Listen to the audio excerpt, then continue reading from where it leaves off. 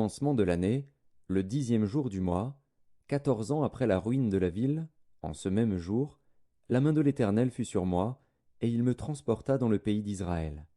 Il m'y transporta dans des visions divines, et me déposa sur une montagne très élevée, où se trouvait au midi comme une ville construite. Il me conduisit là, et voici, il y avait un homme dont l'aspect était comme l'aspect de l'airain. Il avait dans la main un cordeau de lin et une canne pour mesurer, et il se tenait à la porte.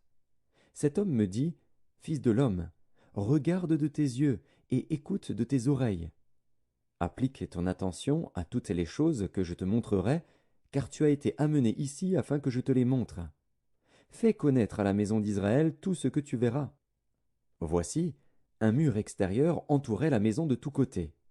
Dans la main de l'homme était une canne de 6 coudées pour mesurer, chaque coudée ayant un palme de plus que la coudée ordinaire. Il mesura la largeur du mur, qui était d'une canne, et la hauteur, qui était d'une canne. Il alla vers la porte orientale, et il en monta les degrés.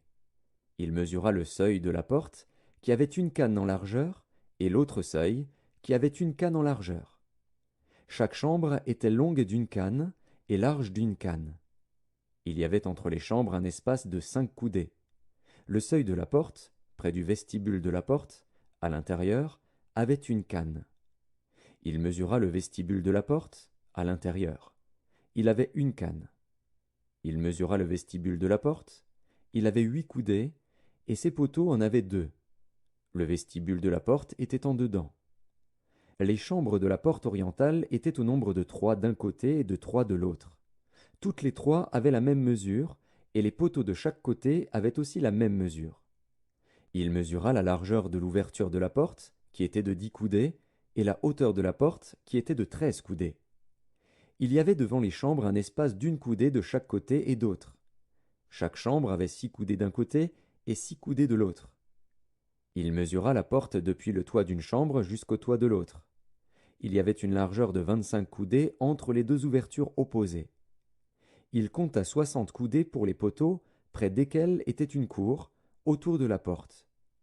L'espace entre la porte d'entrée et le vestibule de la porte intérieure était de 50 coudées. Il y avait des fenêtres grillées aux chambres et à leurs poteaux à l'intérieur de la porte tout autour. Il y avait aussi des fenêtres dans les vestibules tout autour intérieurement. Des palmes étaient sculptées sur les poteaux.